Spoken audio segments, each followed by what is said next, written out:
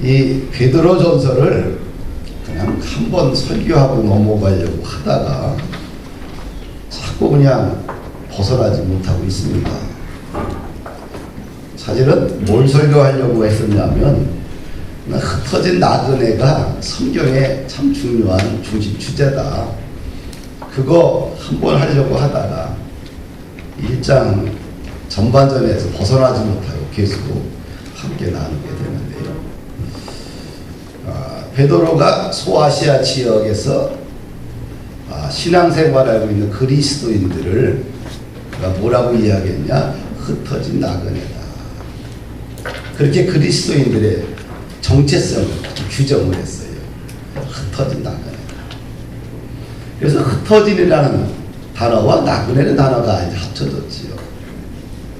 나그네라는 말은 이 땅에 고향이 없는 사람을 나그네다 이렇게 이야기해요. 그래서 이 나그네는 1차적으로 뭐냐면 소아시아 지역에 흩어져 있는 성도들 나그네였고, 그다음에 두 번째 영적인 것은 뭐냐면 이 땅은 영원한 우리의 고향이 아니고 천국이 영원한 고향이다. 그래서 우리 그리스도인들은 나그네의 삶을 산다. 근데 그 앞에 뭐가 있어요? 흩어진 나그네. 우리는 정착민이 아닙니다. 그렇죠? 성경의 그리스도인들은 정착민이 아니에요. 흩어진 나그네예요. 끊임없이 아브라함을 흩으셨고 모든 사람을 흩었어요. 근데 흩어진 나그네인데 포인트가 있는데 중요한 것은 뭐냐? 거기에 예수님이 있느냐? 없느냐?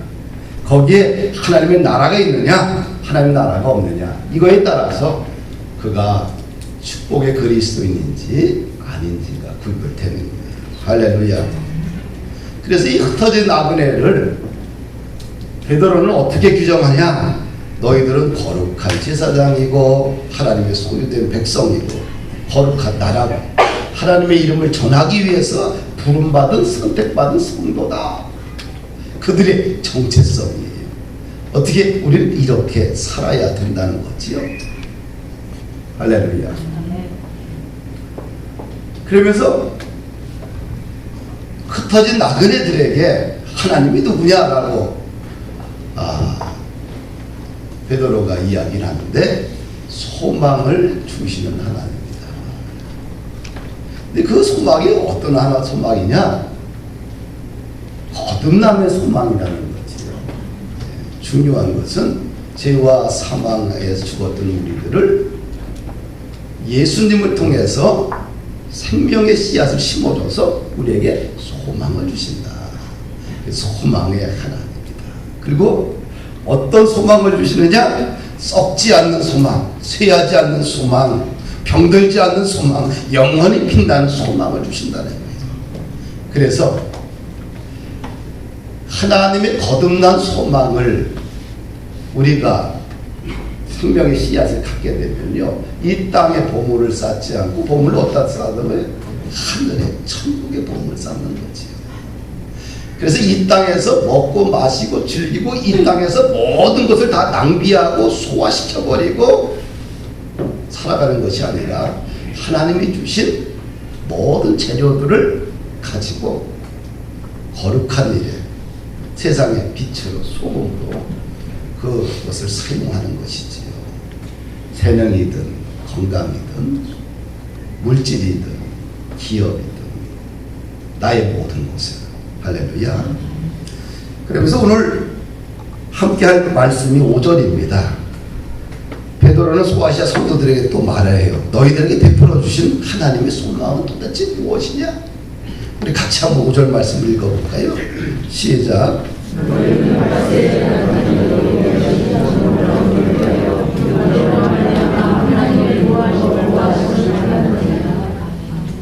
표준 세번역으로 이것을 읽어보면 이렇습니다. 마지막 때에 나타나기로 되어 있는 구원을 얻게 하시려고 여러분의 믿음을 보시고 그분의 능력으로 여러분을 보호하고 계십니다.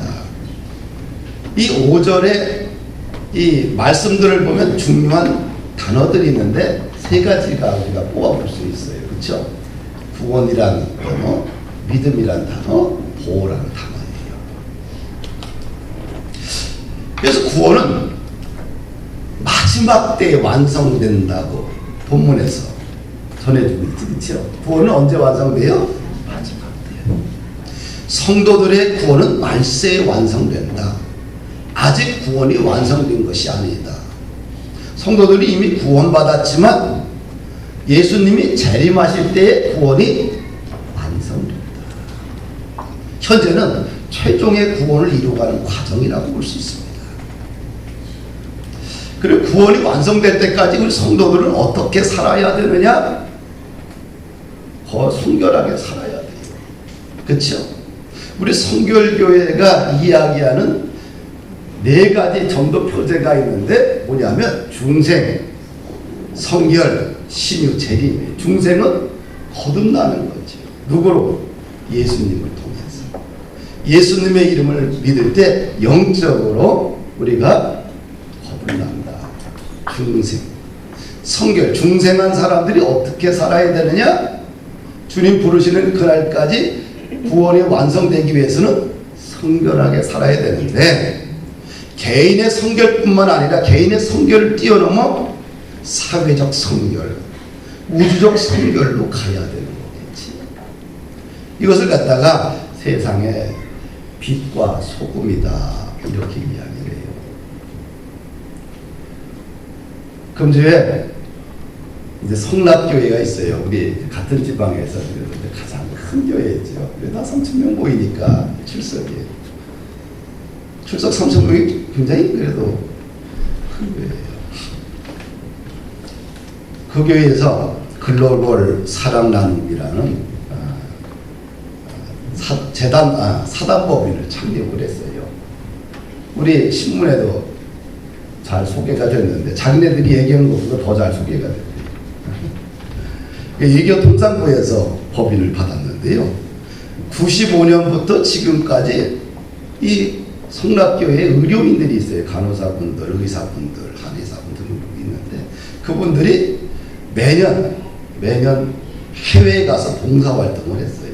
그리고 선천성 문제가 있는 아이들, 심장병이라든지 부계순이라든지 이런 아이들을 데려다가 무료로 한국에서 진료를 했어요. 무상으로.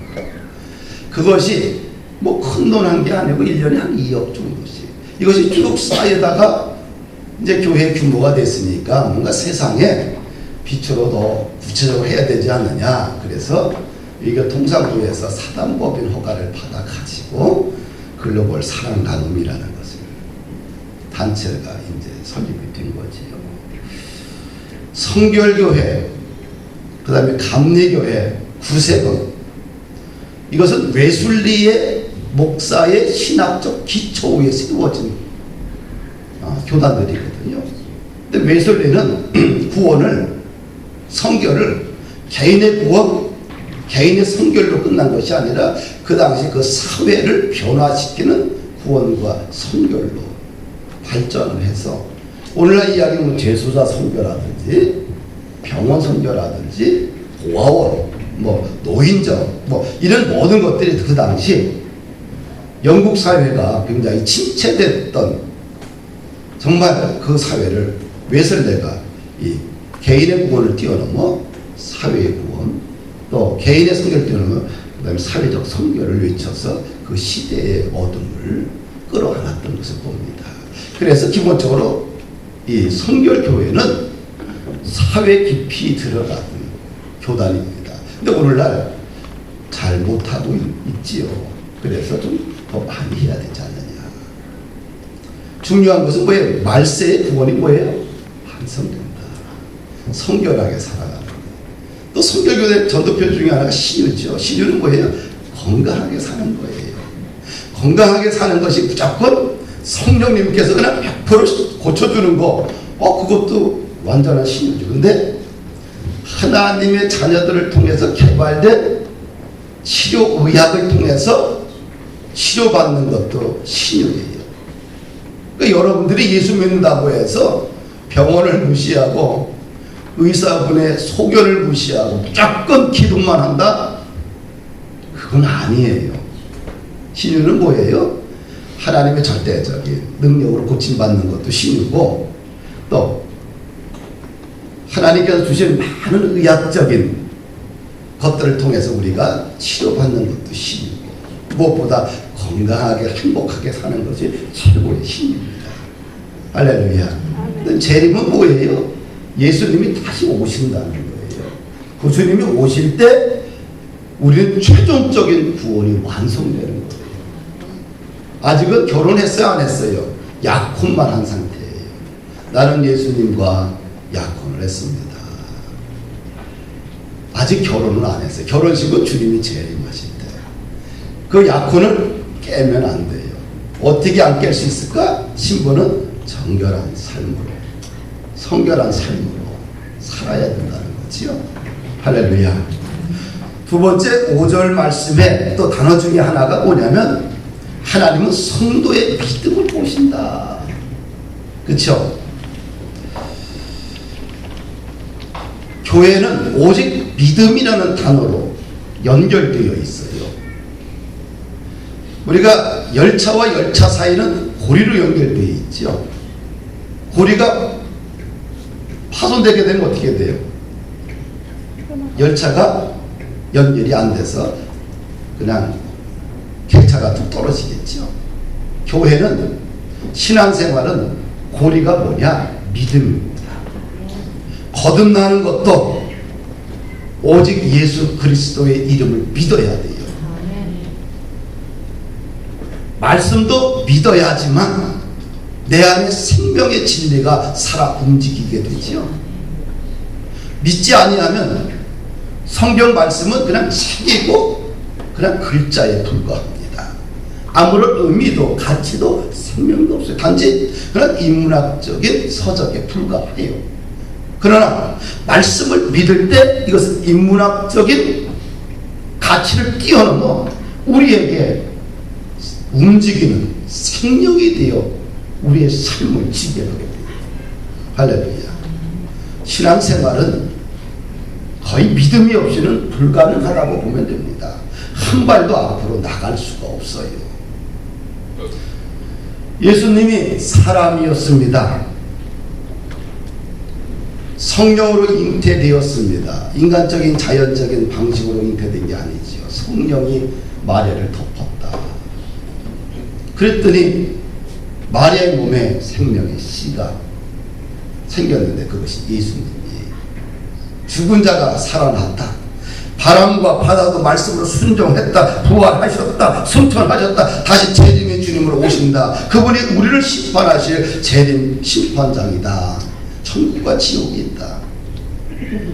성경의 말씀 중에 우리의 이성과 지성으로 이해하고 받아들일 수 있는 것이 얼마나 있을까요? 과학적으로 증명할 수 있는 것이 얼마나 있을까요? 거의 불가능한 얘기들입니다. 그래서 신앙은 믿음으로 시작하고 믿음으로 걸어가고 믿음으로 결론을 맺는 것입니다. 그래서 믿음이 없이는 한 발자국도 앞으로 나갈 수가 없어요. 누가 믿게 하느냐? 성령 하나님께서 믿게 하는 거예요. 할렐루야. 저는 죽음 후에 어떤 사건이 일어날 것인가 가끔 생각할 때가 있어요. 그래서 성경 말씀 중에 제가 그래도 좋아하는 말씀이 있는데 고린도후서 5장 1절이에요. 만일 땅에 있는 우리의 장막집이 무너지면 이게 뭘까요? 의인법이죠. 육체가 무너지면 한마디로 죽으면 하나님께서 지으신 집 곧 손으로 지은 것이 아니라 하늘에 있는 영원한 집이 우리에게 있는 줄 아느니라. 하나님이 직접 지은 집, 그 영원한 집이 어디 있어요? 하늘에 있다. 이 얼마나 위로가 되고 힘이 되는지 몰라요. 이 땅에서 마음껏 주님을 위해 헌신하고 살다가 주님의 때에 생명이 끊어지는 그날 하나님이 지으신 영원한 집으로 우리의 처소가 바뀐다는 거죠. 또 계시록에 보면 새하늘과 새 땅, 이걸 갖다 영원한 천국, 하늘나라 이렇게 이야기합니다. 그 새하늘과 새 땅이 어떤 곳이냐? 계시록 마지막 장에 이렇게 기록되어 있어요. 수정같이 맑은 생명수의 강이 하나님과 어린 양의 보좌로부터 흘러요. 더러운 물이 좋습니까? 맑은 물이 좋아요. 수정같이 맑은 물이, 근데 그 맑은 물이 뭐예요? 생명수의 강이 하나님과 보좌 앞에서 쫙 흘러가는데, 그 생명수가 강이 흘러가는 양옆에 뭐가 있냐면 나무들이 있어요. 강가에 생명나무가 있고, 거기서 12가지 열매를 맺고, 달마다 열매를 맺고, 잎사귀는 만국을 치료하는 치료제입니다.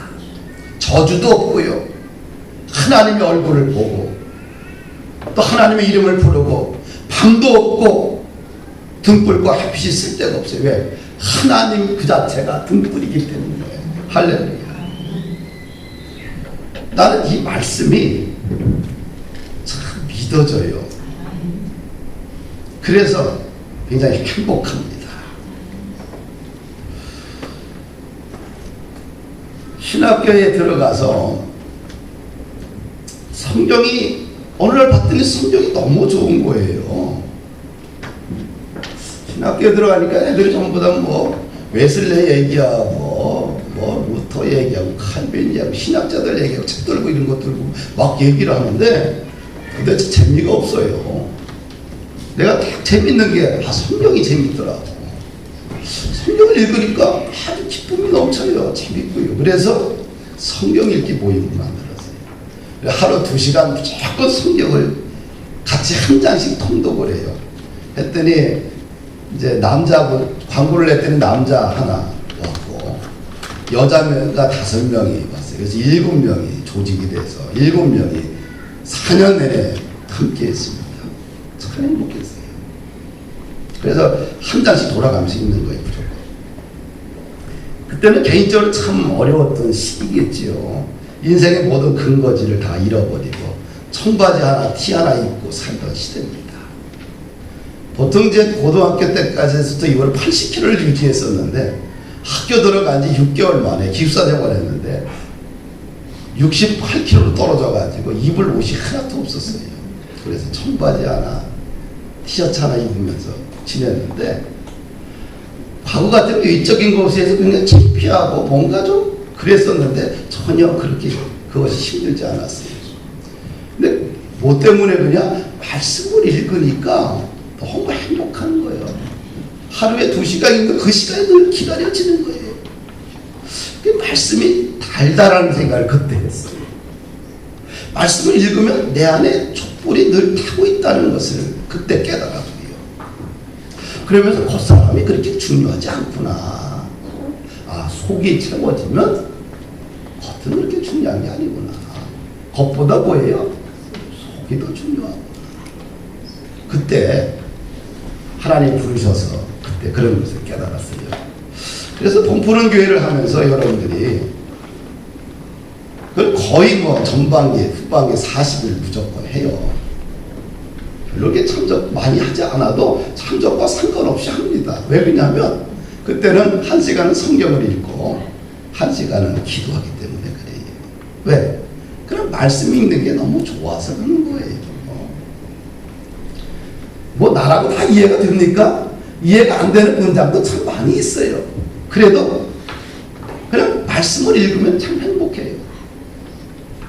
그래서 요즘도 말씀을 이렇게 한 장씩 쓰는데, 그냥 한 군데다 놓으면 늘 공책 들고 다니고 사방 다니게 되기 때문에 어떻게 돼요? 목양실에도 한 권, 대학노트 하나, 내 서재실에도 한 권, 그 다음에 차 안에도 한 권. 그냥 생각날 때마다 쓰는 거예요. 꼭 순서대로 쓰지 않고. 왜? 좋으니까. 그러니까 좋으니까 하는 거예요. 예수님이 제자들에게 이런 말씀을 합니다. 하나님을 믿어라. 난 이 단어를 참 좋아해요. 하나님을 믿어라. 하나님은 뭘? 우리의 믿음을 보신다. 이렇게 말씀하고 있어요. 아브라함이 아브라함이 믿음의 조상이 된 하나님으로부터 인정받은 가장 강력한 사건이 뭐냐면 모리아 산에 가서 아들 이삭을 번제를 바치라는 거예요. 근데 부엘세바에서 모리아 산까지 가는 거리가 3일길입니다. 참 얼마나 3일 동안 아들을 데리고 가면서 얼마나 힘들었을까. 근데 아들을 어떻게 돼? 번제로 드리라는 거예요. 장작을 쌓고 그 위에 아들을 묶어서 올려놓고 각을 뜬 다음에 불태워서 그 향기로 드리는 것이 번제예요. 참 얼마나 그 아브라함의 마음이 고통스러웠을까. 근데 한마디도 하지 않고 모리아산까지 가잖아요. 그래서 다 이 제단을 준비하잖아요. 그리고 아들이 그래요. 그러면 제물은 어디 있습니까?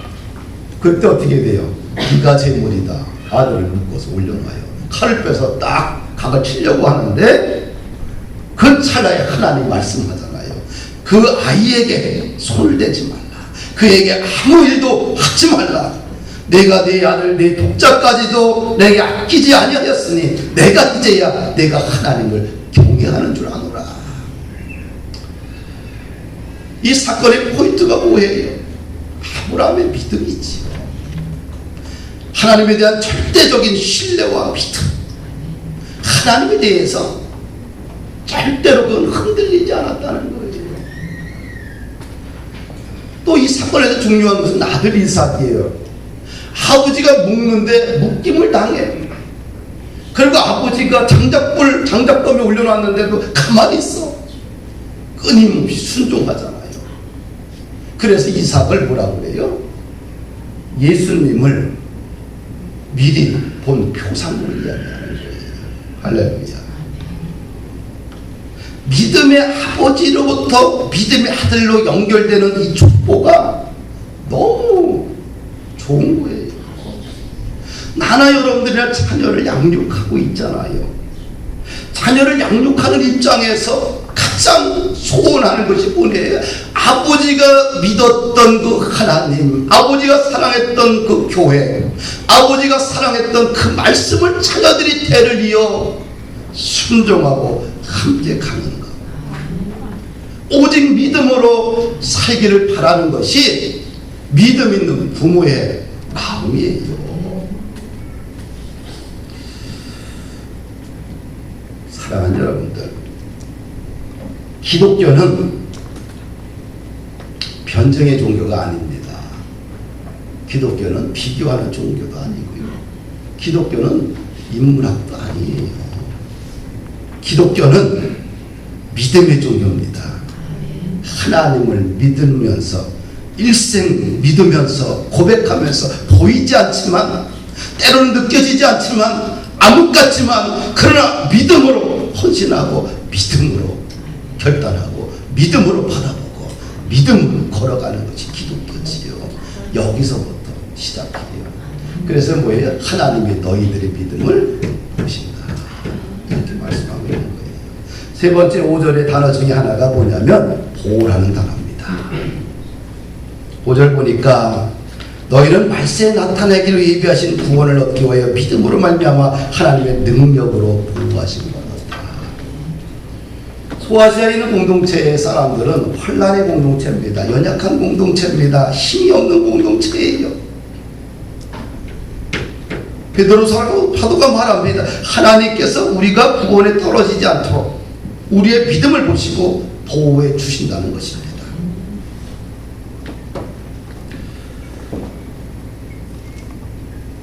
다윗도 하나님의 보호를 간구했어요. 여호와여 주의 긍휼을 내게서 거두지 마시고 주의 인자와 진리로 나를 항상 보호하소서.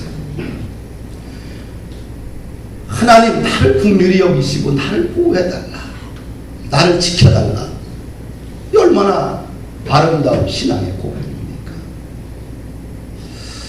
여호와께서 제사장 아론에게 백성들을 이렇게 축복하면서 기도하라고 했는데 그 기도문이 참 놀랍습니다. 여호와는 내게 복을 주시고 너를 지키시기를 원하며, 백성들을 향해서 아론 제사장이 기도를 하는데 어떻게 축복을 해야 되느냐? 하나님이 문장을 써주셨어. 여호와는 내게 복을 주시고 너를 지키시기를 원하며 여호와는 그의 얼굴을 내게로 비추사 은혜 베푸시기를 원하며 여호와는 그 얼굴을 내게로 향하여 드사 평강 주시기를 원한다. 삶이라는 것은 항상 뭐예요? 늘 근심, 두려움, 염려, 때로는 갈등, 아픔, 불안들. 이것이 대부분 과거나 지금이나 이 땅에 살고 있는 사람들의 기본적인 삶에서 다가오는 것들이지요. 그들에게 뭘 필요해요? 제사장은 내가 너와 함께 한다는 하나님의 복음의 말씀을 가르쳐야 되겠지요. 그것이 임마누엘 신앙이에요. 내가 너를 지키기를 원하며 은혜 베풀기를 원하며 평강 주시기를 원하노라. 할렐루야. 하나님께서 사무엘을 일생 동안 보호하시고 지켜주셨어요. 그 이유는 간단해요. 사무엘이 역사의 인물로 지도자로 이스라엘 민족 가운데 세워졌을 때 어떤 때냐면 블레셋 군대가 이스라엘을 마지막 집어 삼킬 그런 위기 속에서 사무엘이 이스라엘 역사의 지도자로 섰거든요. 그런데 전쟁을 준비해야 되는데 사무엘이 뭘 해요? 미스바에 모여라. 미스바에 온 국민이 모이고 나니 거기서 뭐예요? 구국성회를 하는 거예요. 금식하며 기도하는 거예요. 우리 인간의 생각으로는 거의 불가능한 이야기들이죠.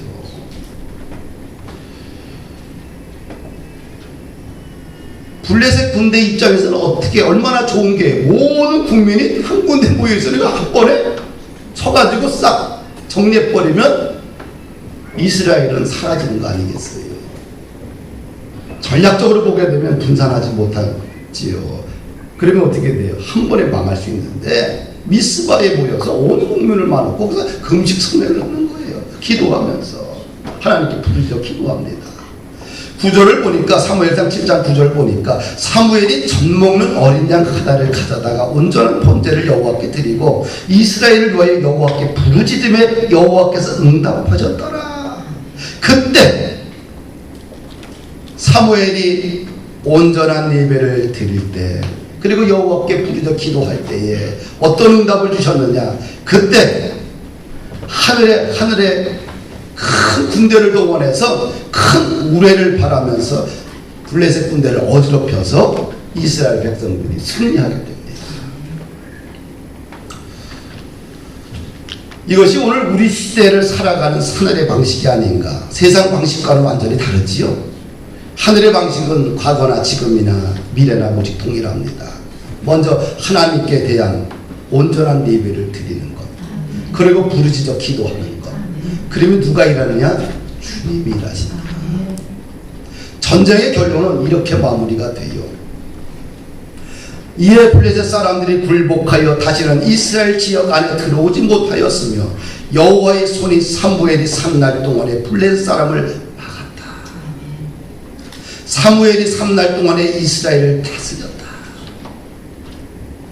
그러니까 사무엘이 이스라엘의 사사로 제사장으로 예언자로 있을 때에 하나님께서 주변의 모든 나라들을 다 막아주셨어요.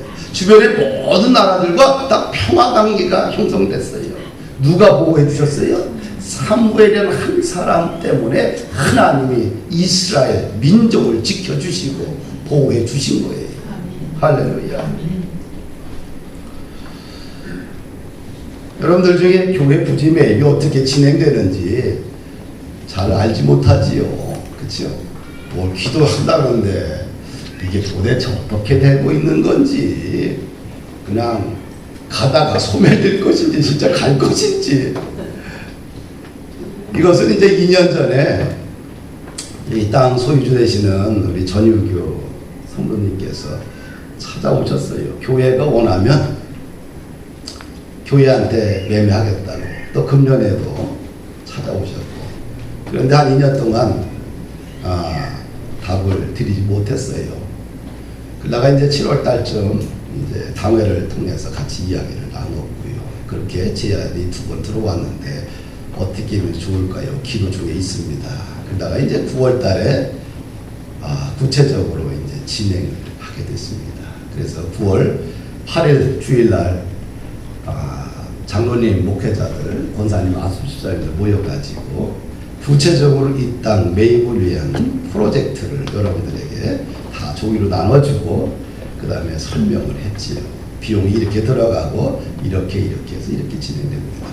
그래서 거기서 이제 확정을 해서 결의를 해서 그 다음에 9월 16일부터 다니엘 기도회를 시작을 했습니다. 이제 2주 지났지, 그렇죠? 예, 오늘로 2주가 지났는데 그 재미난 사건은 그래도 이것을 진행할 수 있도록 뭔가 여건이 과거보다는 더 형성됐다는 거죠. 왜 그러냐면 교회에 빚이 없잖아요. 여러분들께서 열심히 또 헌금해 주셔서 또 어느 정도 한 5천만 원, 7천만 원 정도 이렇게 건축 헌금이 쌓여 있었어요. 적은 게 아니에요. 평상시 여러분들이 열심히 헌금해 주셔서 건축 헌금이 쌓여 있고 또 교회를 위해서 헌신해서 쌓여 있었습니다. 이것이 뭔가 씨앗이 있었기 때문에 가능합니다. 그래도 뭐 구입하려면 턱없이 돈이 부족하지요. 그러면서 이제 전북은행과 이야기를 해서 그래도 금리를 3.5% 이하대로 지금 이야기를 하고 있는데 저금리로 또 이야기가 돼가고 있고요. 그래서 이제 은행 거는 일단은 전부 다 그 사이에 서류 준비를 다 끝냈어요. 서류가 참 많습니다. 그리고 저 앞에 건물 자체가 같이 이제 공동담보로 들어가는데 저게 늘 푸른 교회로 돼 있어요. 지금 본 푸른 교회예요. 그러니까 등기상 이름이 틀려. 그러니까 등기 변경 과정이 쉬운 게 아니에요. 직접 하다 보니까 돈 안 들이고 직접 하다 보니까 벌써 3번째 갔다 왔는데 월요일 4번째가 이제 마지막. 금요일 날은 마지막인 줄 알았더니 또 서류가 이게 토시가 하나가 문제가 있습니다.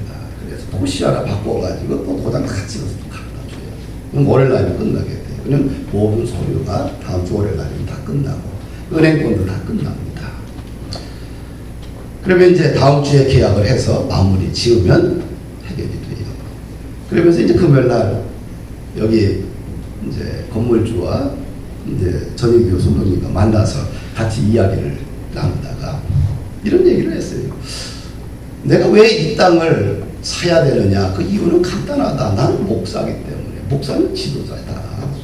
지도자는 그냥 교회에서 주는 거 가지고 먹고 마시고 즐기고 교회를 이용하는 사람이 아니라 교회를 위해서 마지막까지 충성하는 게 목사다. 교회의 미래를 위해 준비하고 그것을 위해 헌신해야 된다. 자기 것을 다 던지지 않고는 교회를 세울 수가 없다. 두 번째는 뭐 여기 말고 딴 데가 살 수도 있다. 비슷한 금액이라고 한다면 더 좋은 데 살 수도 있겠죠. 그러나 현재 왜 이 건물을 살려고 하느냐? 이 건물에는 우리 교회의 신앙의 이야기들이 묻어있기 때문이다.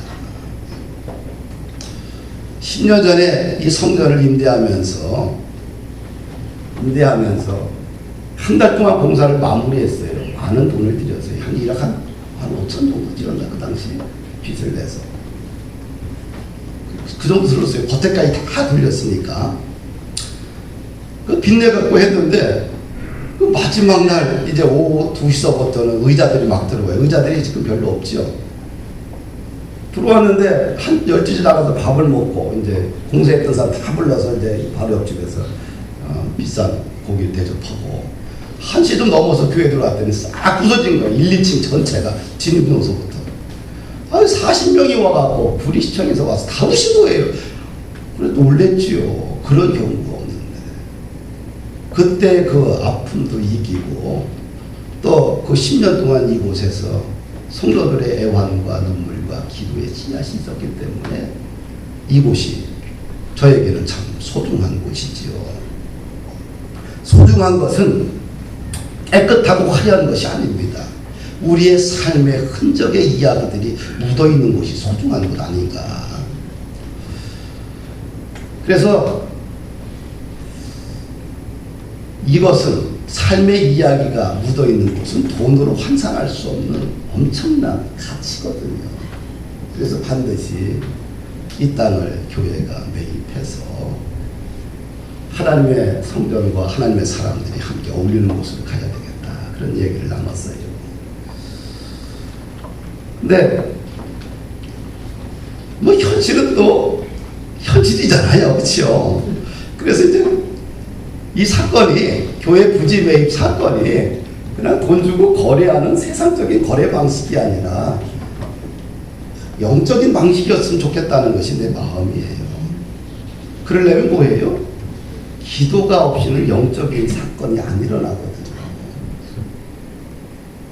내 능력을 가지고 내가 했다. 그러면 뭐 세상적인 방식이죠. 근데 내가 능력이 있다 할지라도 하나님의 은혜를 구하고 하나님의 방식을 구하게 되면 이것이 여호와의 전쟁이 되고 영적으로 다시 우리에게 다가오게 되고 하나님께서 우리의 삶을 구체적으로 돕지 않겠나. 그렇게 기도하다가 일주일 지났는데 월요일 아침에 우리 유명수 권사님이 울면서 전화를 하셨어요. 전태동 장로님, 우리 교회 선임 장로님이 돌아가셨는데 장로님 이름으로 1,000만 원을 하고 싶다고.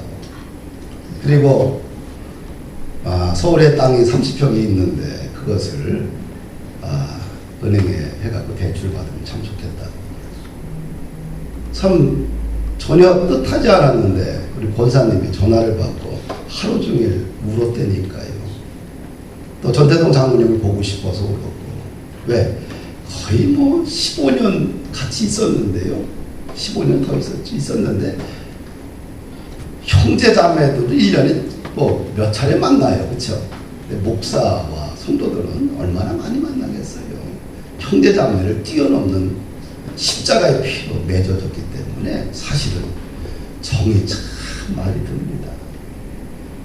그래서 이 새벽에 권사님의 또 그 전화를 받고 하나님 앞에 감사를 하고 하나님이 원하시는구나. 근데 이 점심때 좀 지나서 또 우리 교회 다니는 분이 아닌데 교회 소식을 알고서 또 1,000만 원을 또 헌금을 해서 계좌에 이체시켰더라고요. 그리고 이제 어제 금요일날 기도원을 갔는데 교회에서 기도회를 해야 되는데 그래도 그럼 어떻게 하겠어? 그래도 기도원을 한 달에 하기로 약속은 지켜야 돼. 딱 갔더니 박지혜 집사님, 전수경 원사님이 기도원에 있는 거예요. 그래서 늦지막하게 7시 반쯤 이제 기도원에 도착을 했어요. 갔더니 식당에서 열심히 뭐 이렇게 준비하고 계시더라고요. 그래서 같이 이제 준비해온 계란도 먹으면서 얘기 나누다가 이 박지혜 집사님이 교회에서 이렇게 큰 일을 하는데 자기 마음이 왜 이렇게 여기 합류하지 못하고 있지? 그런 걸 놓고서 기도하다가 새벽에 은혜를 주셨대요.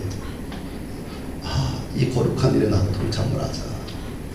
그래서 은퇴하셨잖아요. 은퇴하신 분들은 그냥 지금까지 벌어놓은 거 가지고 야금야금 쓰는 거다가 살는 거예요. 그렇죠?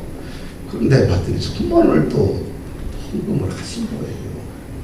그래서 제가 되게 미안하기도 하고 고맙기도 하고 하나님께서 영적인 방식으로 하나님의 방식으로 이것을 만들어 가는구나.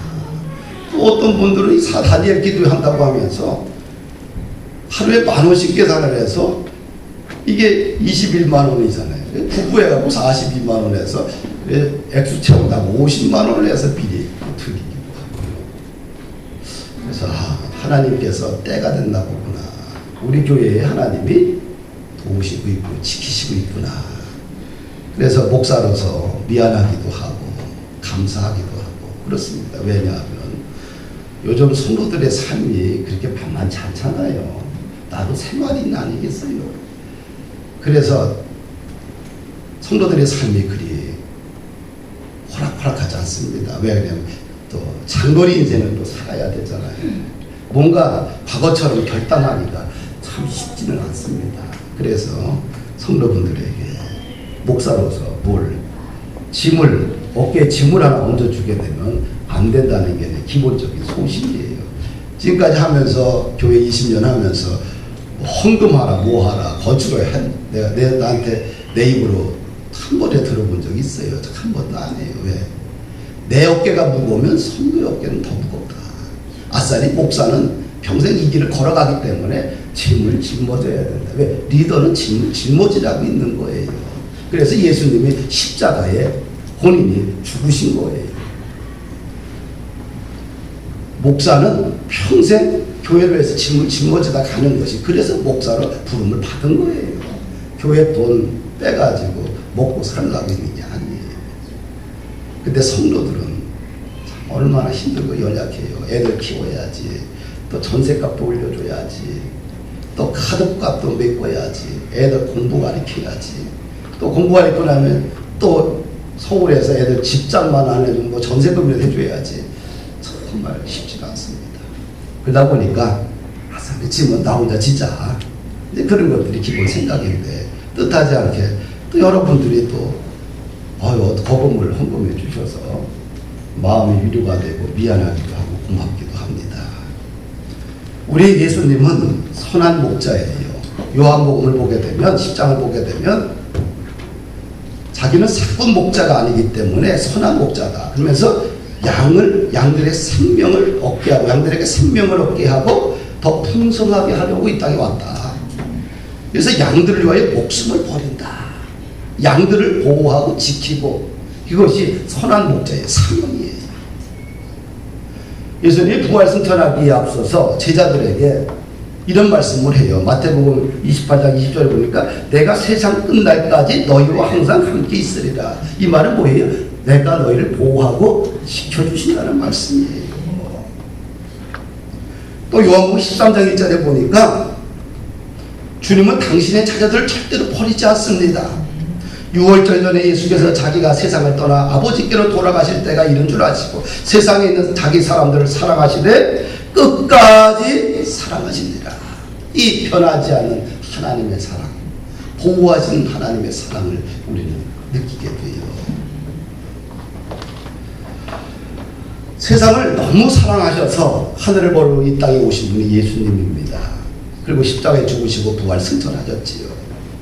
그거로 끝난 것이 아니라 그 주님께서는, 부활 승천하신 주님께서는 제자들과 또 당신을 사랑하는 무리들과 영원히 함께하기 위해서 영으로 다시 오셨는데, 그것이 뭐예요? 보혜사 성령이에요. 보혜사란 말은 다른 사람을 변호하기 위해 부름을 받은 자라는 뜻입니다. 육체로 오신 예수님을 위해 대신 영으로 오신 분이 보혜사 성령입니다. 그 보혜사 성령님이 뭐냐? 우리를 고아로 버려두지 않기 위해서 너희에게로 왔다는 거예요.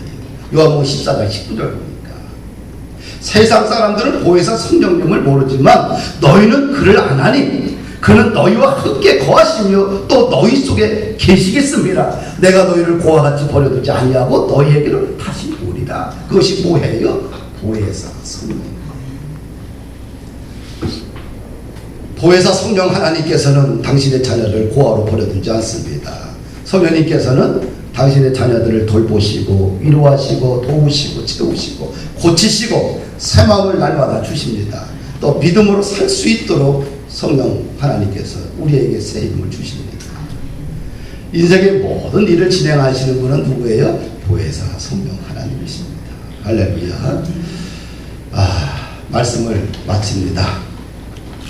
소망의 하나님은 우리를 보호하신다. 아멘. 믿으시고 일터에서 가정에서 또 승리하시길 주의 이름으로 축복합니다.